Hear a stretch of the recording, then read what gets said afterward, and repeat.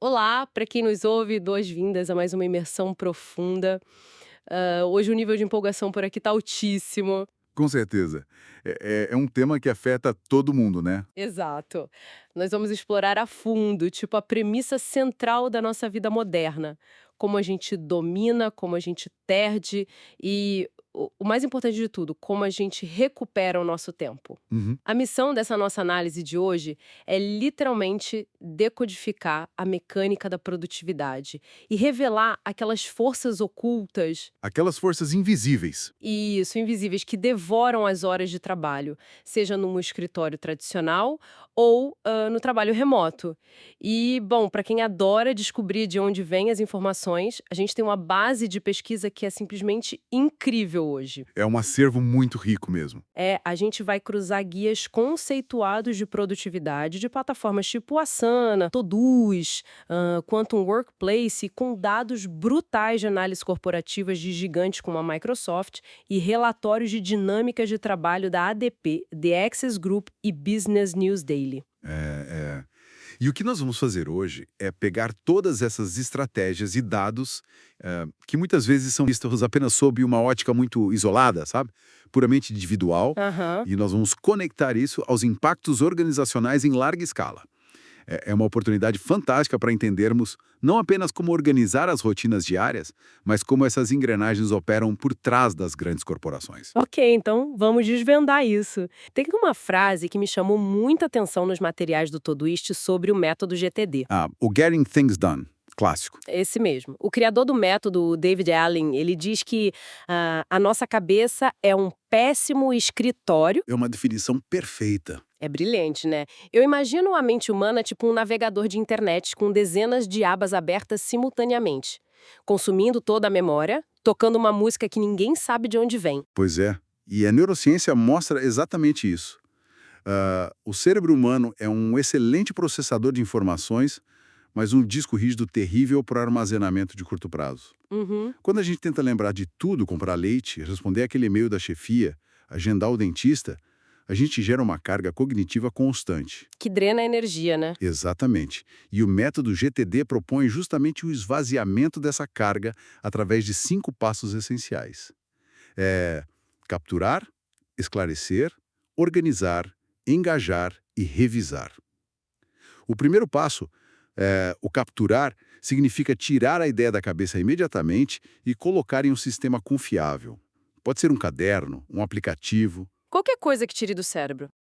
Organizar no contexto correto, engajar, que é a execução em si, e finalmente revisar. Revisar o sistema periodicamente para garantir que nada ficou para trás. Mas aí, tendo a mente limpa e todas as tarefas anotadas, a gente esbarra num segundo problema. Por onde começar? Exato. Se a lista tem 50 itens, por onde a gente começa? E é aí que a pesquisa cruza com uma ferramenta super clássica, a matriz de Eisenhower. Eu sempre achei muito curioso como algo criado por um militar há tantas décadas ainda é a base da produtividade de hoje. O que é fascinante aqui é justamente a origem. Dwight D. Eisenhower não era só o 34º presidente dos Estados Unidos. Ele foi um general de 5 estrelas na Segunda Guerra Mundial, comandante supremo das Forças Aliadas. Nossa, a pressão deve ter sido absurda. Imagina o nível de pressão. A quantidade de decisões de vida ou morte passando pela mesa dele todos os dias. Ele percebeu que precisava de um sistema visual e muito lógico para separar o que exigia atenção imediata daquilo que era apenas ruído. Ele costumava dizer que o que é importante raramente é urgente e o que é urgente raramente é importante. E aí ele transformou isso em 4 quadrantes super fáceis de visualizar. Uhum. O primeiro quadrante é o fazer primeiro, que engloba o que é urgente e importante. Aí o segundo é o agendar, para o que é importante, mas não é urgente. O terceiro é o delegar urgente, mas não importante. E o quarto, que eu acho o buraco negro maravilhoso da produtividade, é o deletar. O deletar, para aquilo que não é nem urgente nem importante. Exato. Esse quarto quadrante é um filtro implacável contra o desperdício de energia. E se a gente trouxer isso para o mundo corporativo atual, as fontes da Bluelink ERP dão um exemplo muito claro aplicado à implementação de um software complexo em uma empresa. Como funciona na prática? Bom, Mover dados críticos de um sistema antigo para um novo sem interromper as vendas cai diretamente no quadrante 1. É urgente, a empresa precisa faturar e é vital. Aham. Agora, a definição de metas e o treinamento de longo prazo da equipe para usar esses novos recursos ficam no quadrante 2. É fundamental para o sucesso futuro, mas não precisa ser resolvido hoje até às 5 da tarde, sabe? Entendi. O grande risco seria passar o dia inteiro apagando incêndios no quadrante 1 e esquecer completamente o quadrante 2, não é? Porque é no quadrante 2 que o crescimento e a inovação acontecem de verdade. O quadrante 1 é só sobrevivência. Com certeza. Se conectarmos isso ao panorama geral da gestão, as empresas que vivem apenas no quadrante 1 eventualmente entram em colapso por falta de planejamento. E isso se alinha perfeitamente com a forma como a gente define e acompanha objetivos. Ah, isso me lembra os dados que encontramos da Quantum Workplace. Todo mundo no mundo corporativo já ouviu falar em metas SMART, né? Específicas, mensuráveis, alcançáveis, relevantes e temporais. Sim, um padrão da indústria.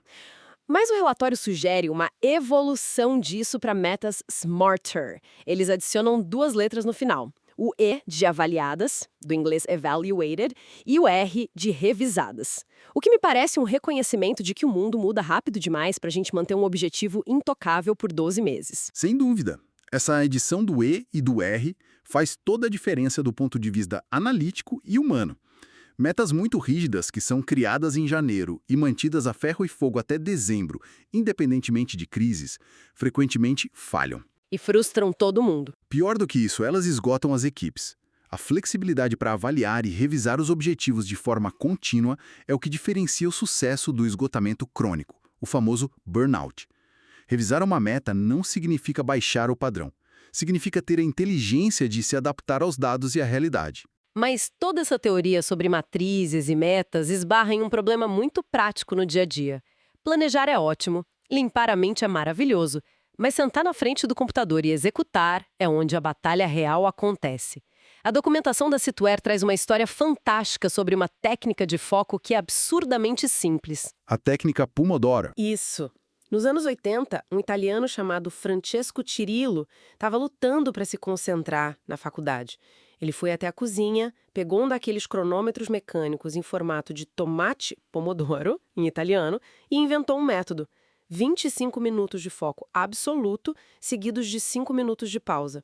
Depois de 4 ciclos, uma pausa maior de 20 a 30 minutos. É incrível como isso se mantém. Pois é, como algo tão analógico prospera nessa nossa era hiperdigital. Prospera porque respeita a nossa biologia. Os dados da Worklytics sobre o trabalho profundo, Deep Work, explicam perfeitamente o sucesso do Pomodoro. O cérebro humano não foi projetado para ser multitarefa. A gente só acha que é. Exato, nós temos a ilusão de estar fazendo várias coisas ao mesmo tempo.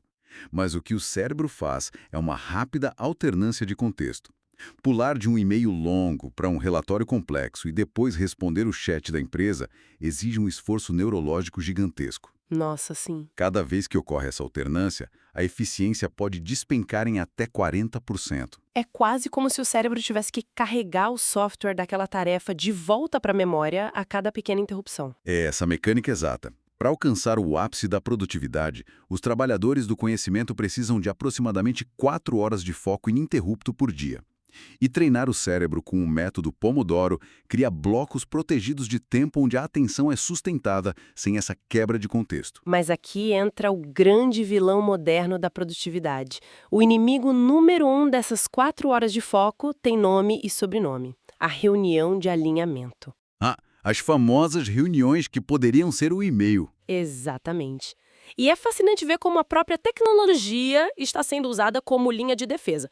Tem um truque brilhante nos materiais da Microsoft e da Sunny Empire State. Você pode configurar o Outlook para encurtar reuniões automaticamente. Eventos de menos de 1 hora terminam 5 minutos mais cedo. Eventos mais longos terminam 10 minutos mais cedo, por padrão. Parece um detalhe bobo, não é? Parece, mas ter 5 minutos para levantar, esticar as pernas, beber uma água antes da próxima chamada muda completamente o ritmo do dia. É uma mudança arquitetural na forma como o tempo coletivo é tratado. E a Microsoft vai além com o Viva Insights.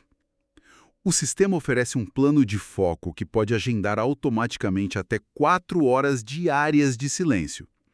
Durante esse tempo, o Microsoft Teams silencia notificações e avisa que a pessoa está focada. É o próprio software blindando a mente contra distrações externas. Mas deixa eu fazer o papel do advogado do diabo aqui rapidinho. Vamos lá! Se alguém configura o sistema para sumir por 4 horas, silenciando tudo, a liderança não vai achar que essa pessoa está enrolando no trabalho? Isso não entra em conflito direto com aquela cultura do imediatismo que a gente vê nas empresas? Isso levanta uma questão essencial sobre a maturidade da cultura corporativa.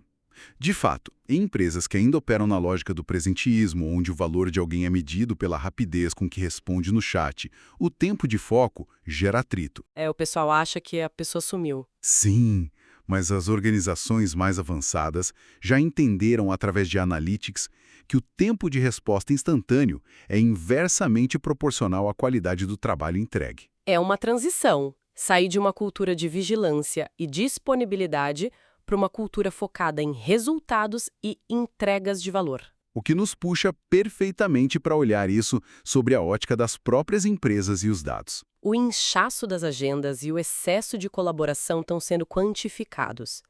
E as estatísticas da Workalytics são difíceis de engolir. Os números são bem alarmantes. Em média, executivos passam 23 horas por semana em reuniões. Isso é mais da metade de uma jornada de trabalho tradicional só ouvindo pessoas falarem ou debatendo ideias, sem tempo para executar. E a percepção acompanha os dados. 47% dos funcionários consideram que o excesso de reuniões é a maior perda de tempo no trabalho. E o verdadeiro problema nem é só o volume bruto de horas em chamadas, mas como essas horas estão espalhadas ao longo da semana. Surge aqui o conceito de foco fragmentado. Que é um termo ótimo, aliás. Pois é. Imagina uma agenda parecendo um queijo suíço. Tem uma reunião de 30 minutos às 9, outra às 10h15, outra às 11h30. Entre elas, sobram lacunas de 15 minutos. Esse cenário destrói a capacidade de realizar o trabalho profundo, porque cada interrupção exige mais de 20 minutos de tempo de recuperação mental para voltar ao nível de concentração anterior. Na prática, a pessoa passa o dia inteiro hiperocupada, pulando de chamada em chamada, mas chega no fim do expediente com a sensação de que não produziu absolutamente nada. Exato. E como as empresas estão usando ferramentas de analytics para combater esse calendário cheio de buracos? Plataformas como Workalytics e TimeWatch revolucionaram essa gestão. Elas pegam os metadados do calendário, metadados, não o conteúdo dos e-mails, o que é importante frisar, e transformam em gráficos comportamentais. Para tentar enxergar o gargalo. Isso. A liderança consegue visualizar se uma equipe está presa em muitas reuniões fora do horário comercial, indicando sobrecarga. Ou conseguem identificar aquelas reuniões recorrentes com listas de convidados gigantes. Uma reunião de 1 hora com 50 pessoas não custa 1 hora para a empresa. Custa 50 horas. Custa 50 horas de tempo produtivo que evaporaram. A análise de dados permite enxergar esse dreno financeiro e de energia. Os materiais mostram que a TimeWatch chega a pegar a agenda do Outlook e converter automaticamente em uma planilha de controle de horas, dividindo o tempo por cliente ou projeto. Tira todo aquele trabalho manual e chato. Sim, a automação é essencial. Mas, e os relatórios batem muito nessa tecla, é crucial anonimizar os dados, para evitar que o Analytics se torne uma ferramenta de microgestão opressiva. Para não virar o grande irmão vigiando todo mundo. Exatamente. O foco não é expor o indivíduo, mas identificar tendências de grupo. Se os painéis mostram que um departamento inteiro não tem tempo de foco, a gestão recebe um alerta claro de risco iminente de burnout. O objetivo dessas métricas deve ser proteger a saúde da organização. Aqui é onde a coisa fica realmente interessante. A gente falou bastante sobre o tempo que é mal administrado ou engolido por ineficiência, mas existe um lado mais sombrio. O roubo de tempo. O roubo de tempo, ou time theft, fontes focadas em recursos humanos, como a ADP, The Access Group e o Business News Daily, listam cenários onde o tempo é intencionalmente subtraído do empregador. E as táticas são impressionantes. Tem o buddy punching, o arredondamento de horários a favor do funcionário, pausas longas. O buddy punching é clássico. É quando um colega bate o ponto por outro. Alguém está preso no trânsito e manda mensagem pedindo: "Passa meu crachá aí." E o arredondamento de horários, quando somado ao longo de um ano, gera um impacto imenso.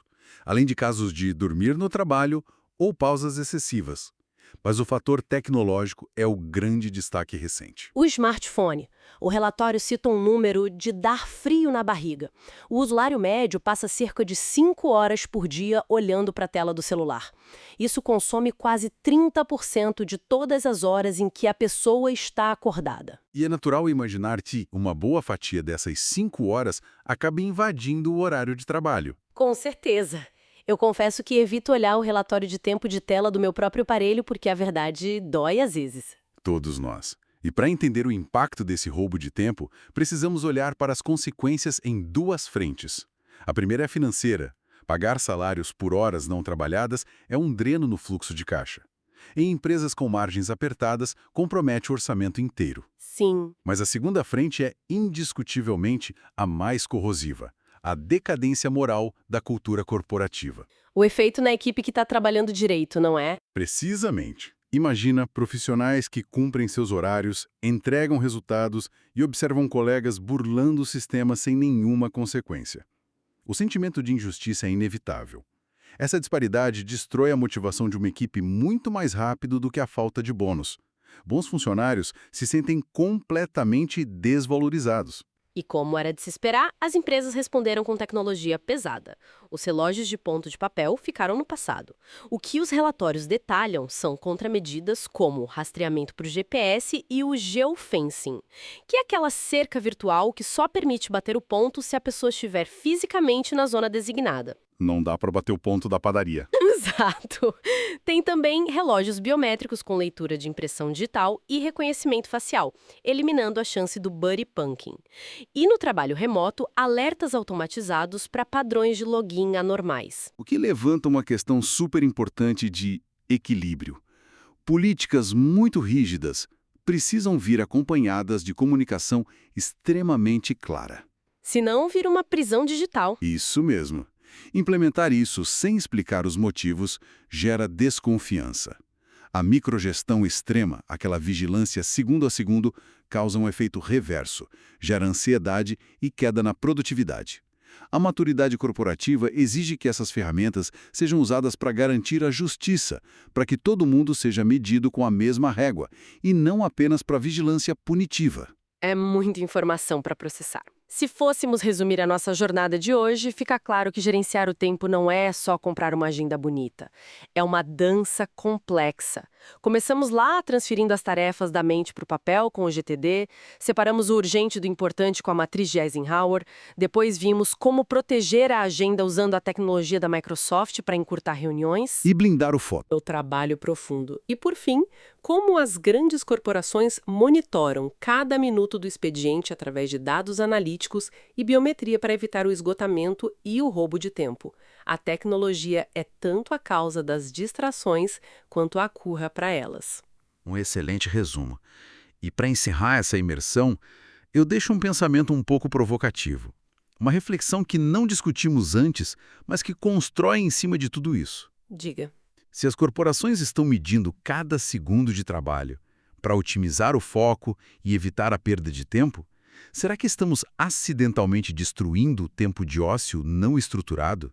A ironia é que a história nos mostra que a mente humana precisa de momentos de divagação não monitorada, de olhar para o teto e aparentemente perder tempo para gerar as ideias mais inovadoras. Nossa, verdade. Se otimizarmos 100% da nossa agenda, corremos o risco de nos tornarmos perfeitamente eficientes, mas absolutamente desprovidos de criatividade.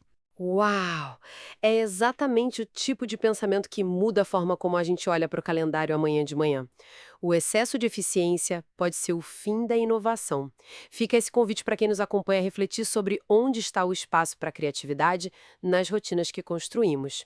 Agradecemos muito a companhia de toda a nossa audiência em mais essa análise profunda de ideias e dados. Continuem questionando, continuem aprendendo e até a próxima oportunidade.